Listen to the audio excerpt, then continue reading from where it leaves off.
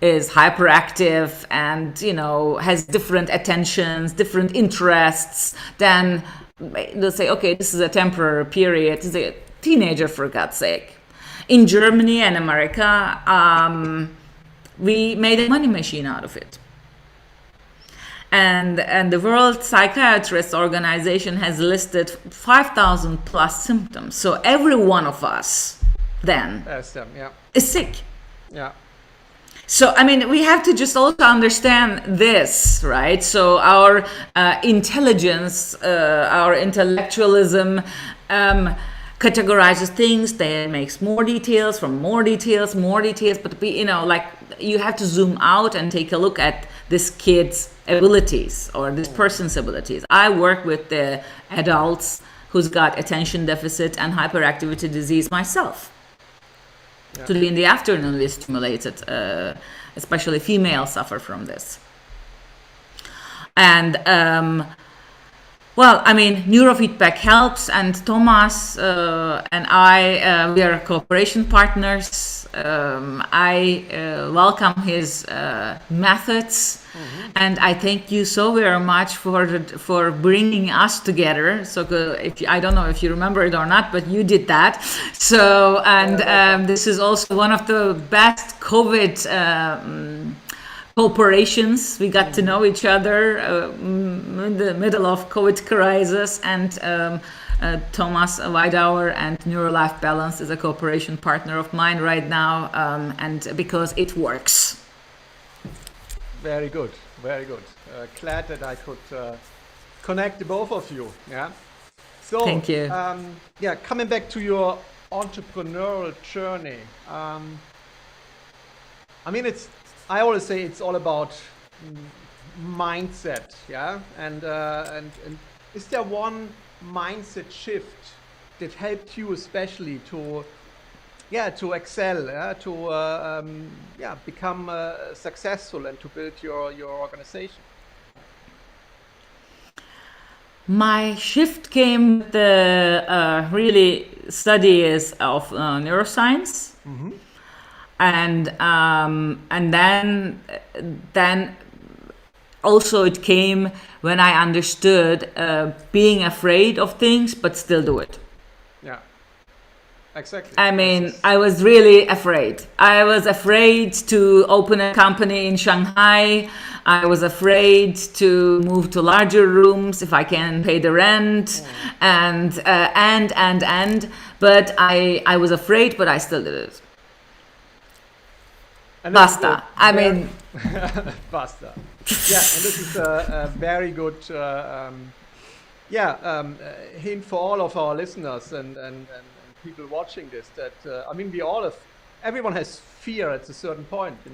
We all are afraid of things which are happening. No one is. If someone says he's not afraid, they're lying. But. What you do with this fear, yeah? If it's stopping you, it is just driving you forward, yeah? And then you do it anyway, and you overcome the fear, and then you grow. Your capacity grows, and the next time you can handle bigger problems. Yeah, I'm always saying people should love problems because problems are the opportunities for us to become better, to grow, to achieve more in life. Yeah, I tell you one thing. I shouldn't mention the country and more about this. How do I do this very politically correct? Is I was invited to a very, very important person's room. Mm-hmm. And he gave me an appointment, right? So back forward, the night before, I was introduced to him, and then my friend Andreas Briegel, who I had an appointment with, he just said, well, what do you think of this guy? And I just told him politically, he's very proactive, he's like this, he's very ambitious, and so on. And then next day, it turned out to be that person is the owner of this very location. So this, we can just tell that much. And next day he gave me an appointment so that he can come to me to see me. And oh my God, I haven't seen something like this. He just touched the button. Somebody opened the door for him. He was very, like he had people who opens doors for him. And he presses button, and then immediately middle of the day, so like, what kind of water would you like to have, sparkling, mint, and so on. So like in seconds we were served, and so on. It's unbelievable. I got scared. I said, oh my God. I mean, I really got scared. I said, where am I here right now? Yeah. And all this fear, I canalized it. So I said, come, Eveline, don't take such people so seriously. And who later on became a good friend, and then later on a client. If I was only scared and, so don't have something to do with people like this, etc. So I tried to understand what he did right. Why is that so important? And it's their culture. So then you just see such a humble, such a smart, such a wonderful human being you can learn from. I mean, so canalize your fears to the right direction and act fearless, still have fear, and then discover, like in an Alice in Wonderland, I felt myself like this in that situation, and discovering more how wonderful it was actually overcoming my own fear.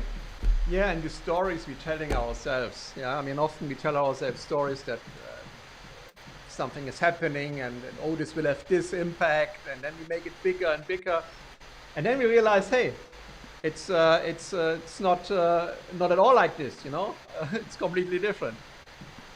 Exactly. And yeah, so someone is saying channel your fear in the right direction. Yeah, one of our listeners, Eva. Yes, exactly. And also your weaknesses. When I came to Germany, I mean, when one Googles me, then in my 20s, I dyed my hair blonde because everybody was nice blonde here in Germany, right? So adaptability is very important. So I dyed my hair blonde and all that jazz. And then later on, at the age of 39, it just made a kind of bang to me when I started working also in China. That the way actually I looked, this is my original look, so without any contact lenses and dyed hair, it became my strength. Because in China, they didn't see me as an, typical expat, because I've got like such an Asian European kind of mixed face. So it made what was my disadvantage here in Western Europe, people were pestering me with questions where my backgrounds are like, it became my strength in Asia Pacific. So, the stories you tell to yourself, so why you should look that way, why you should be that way, etc., you have to question them again and again, and find environments where you think your weakness can be a treasure. Yeah. And it actually, when I went to Shanghai doing assessments the first time with Chinese professionals, very smart people, they speak English, Chinese, German, and they were like, we had a very fast rapid because I didn't take a look at them with blue or green or with turquoise eyes. So do you know what I mean? And this is important, that we all understand. Just lately I spoke to another entrepreneur, and then he just said, well, how are you, Eveline? And I said, well, like I changed the jungle. In crisis times, you sometimes have to change the jungle, and then there's no problems. So change the jungle. You spend your time regularly, ask about yourself and about your environment, self-reflection is very, very important. And this is what I can just tell all those entrepreneurs and those who listen to us now. Thank you so much. When you look back your career, would you consider yourself successful and fulfilled? I mean, it's a question I asked everyone who's in this show. Yeah, well, what is success, right? So, I mean, our Everyone left has their own hemisphere definition. analytical part defines success with, how much you have in your account, how many employees you have, Zahlen, Daten, Fakten, facts, etc. So, but we understand today that it's not about it. So, it's and you know that after like $75,000 or 65,000 euros, there is no survival problem anymore, so that you just start doing having other thoughts, giving back to the society. Yeah. Indeed, I would just say I feel myself very successful because well, I mean, both actually, having a company for 20 years, being in the market for 20 years, and holding on to innovation, reinvesting your money and resources, your time into it, and with fun and with belief. I mean, I just talked to my partner recently, and I just said, you know what, we are entrepreneurs. We stick our money into our hopes. And this is who we are. And when you just ask to do the same to a person who has never been self-employed, he would have problems to stick his own money into whatever it is. And he wouldn't, right? He would just say, well, let's collect some money, but he wouldn't stick his money. Well, excuse me? Just put it on a bank, yeah? Yeah, exactly, and let it work. Well, we don't do that. I mean, if you're an entrepreneur, and it's important to have experienced this. I mean, I just say all the time, like, you must have been falling a few times, yeah, so like last minute, so that if you don't know this, then you're also not an entrepreneur, not yet. Yeah. So you must know this dealing with, in 2008, we had also another financial crisis, and I wasn't self-employed at that time, in another business as well. So I called my own company if the telephone was okay, because telephones stopped ringing then at that time, and we weren't as digital as today. So, what did I do? I was at the age of 28, or like beginning of 30s. Then what did I do? I just did an quality management with the companies, or for the company, so that I could work with the subventions, because this was at that time this was my only survival recipe.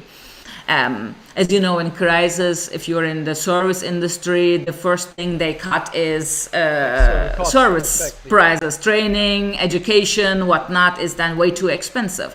So, and which I did the same last year. So before actually I was at the end of 2019, I knew that crises are going to come from Asia Pacific clients. So because automobile industry was hit very hard in 2018-19 already in China. So I saw it was coming. So that's why I did this qualification. E4P is a certified institution right now where one can do neuroscience courses, neuroscience upskilling courses, neurotherapists, cooperation with Neurolife Balance with Thomas. So we are certifying all these courses so that people get the knowledge and walk on their own. Yeah. So, I mean, you have to do these kind of things. You have to stick your money into developing, as a company, your own abilities. Yeah. So, portfolio change, digitalization. These are all very, very important aspects to move on. As an entrepreneur, you always have to reinvent yourself.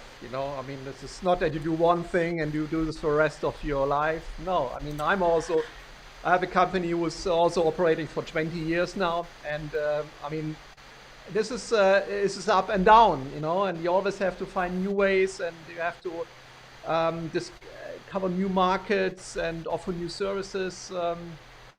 Otherwise, Yeah, you're immediately, Yeah. yeah, exactly. Just recently, somebody told me as well, and then you just see the mindset, and that I'm still an alien, I just think.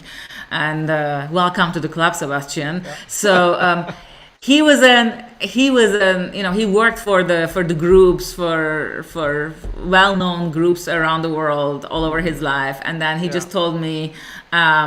Like, Eveline, yeah, last time we met, then you just said, well, you are doing new placement and or outplacement, and right now you're certifying neurotherapist. And I said, well, yeah, the company is doing all these things that is that the market needs.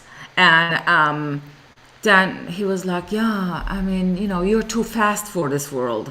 Well, and this is exactly our issue. Welcome to my world, Eveline. But I said, I think, so far, I think I got somewhere because I was afraid and I still did it. And in the future, I'm just going to ignore naysayers. Yes. I'm just going to ignore them. That's it's very important advice for our audience. Don't listen to the naysayers. Yeah. There's an awesome video from Arnold Schwarzenegger about this, so you should check this out. I remember it just popped into my head now. Yeah, exactly. And then with Terminator, he just became a legend, right? Yeah. So they just told him all the time, well, what you gonna do with your Austrian accent and Arnold Schwarzenegger, etc. So why can I not pronounce your name? And he became a legend. So yeah. Indeed. Amazing. So, from all the things you told us, last week we talked about Talk to Chris, a dear friend of mine, and he said curiosity was his one thing, which really had an impact on his career and on his development and success.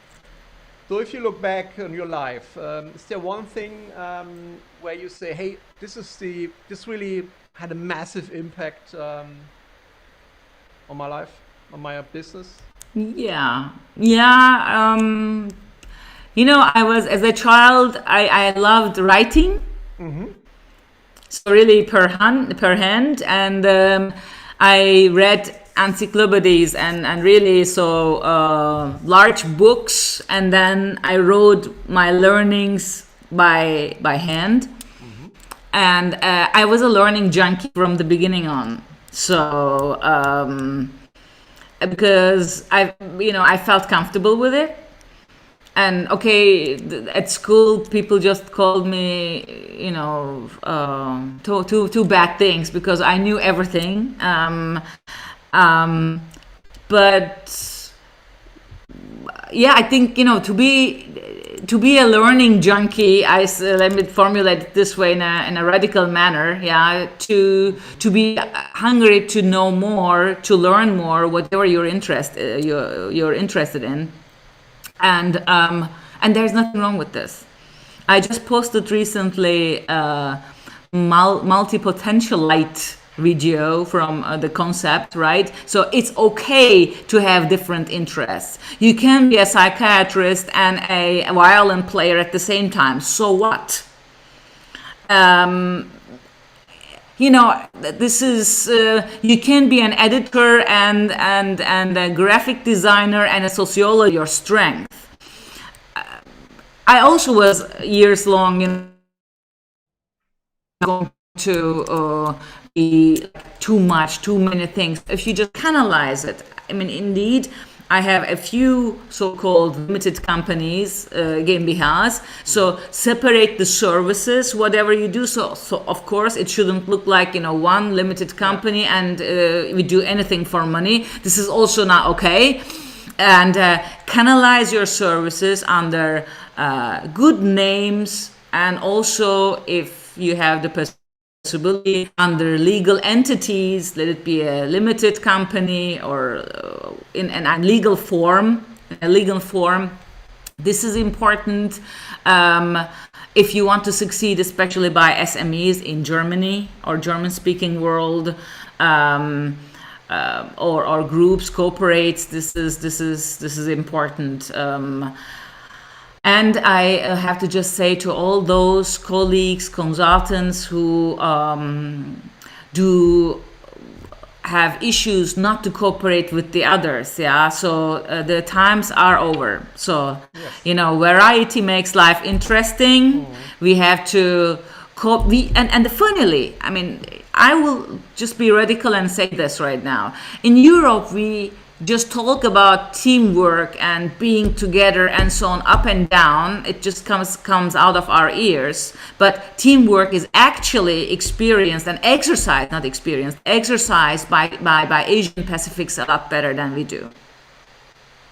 All right? We learned from wherever, yeah, bam, last minute, when we don't need the person to say, oh, it's just business, sorry. Yeah. And you can't do that in Asia. You do that once, then you don't have any friends, you have no support from the society, from your environment. I think this is a topic for another hour of discussion. Yeah. Also, that in my opinion, I mean, we are in West Germany or West Europe. We have enough. We're not hungry anymore. When I work with companies in the East, and I'm also an investor. I invest in startups, and when you talk to companies in Eastern Europe, then they are hungry. They have even more. They have so much drive, and this is something which I more and more miss here in this part of Europe. And I hope that we will wake up. Yeah, I mean, this is one of my mission as a mentor to entrepreneurs. Yeah, that they have the drive, that they stay hungry. Otherwise, the world is so fast nowadays. You will not succeed without hunger. In the last 20 years, 2 decades, in the times where I came over here, where I just said, "Whoa, oh my God, what a country!" I understand right now what it means. So Germans were told about their rights a lot, but not their obligations to be a world citizen in the last 20 years. All right, I'm a new German and I understand my obligation to be a world citizen. You have to be adapting to the pace. You have to be internationally thinking. You have to include diversity, and you have to think wide. So these are the prerequisites of being a world citizen. Yeah. And let's just forget about our rights. Yeah. So look, I work in China. I work in Holland. I haven't seen any other countries. And these are bicycle countries, but in Germany, please, cyclists. Yeah. So he drives right in front of the street. He doesn't go to the side. In Holland, they would, shoot him. Yeah, so would they do probably in China. So because it's his right, to ride that way. So you have to just wait for the opportunity as a car driver to overtake that person if that opportunity comes. So these are simple things we can just, I would like to trigger those who are not there yet. So start thinking, rethinking your attitude and looking at the world. And we have also our obligations to be a part of the world. What a fantastic statement. We really come to an end of our show. Yeah. Thank you. Eveline, thank you so much for your time. It was very inspiring. Thank you. And I wish you best luck also with your cooperation with Thomas, and thank you. I'm sure we will be in touch. Yes, of course. Yeah. Take care, Sebastian, for inviting me. All the best. Bye-bye. Have a good one. Bye-bye.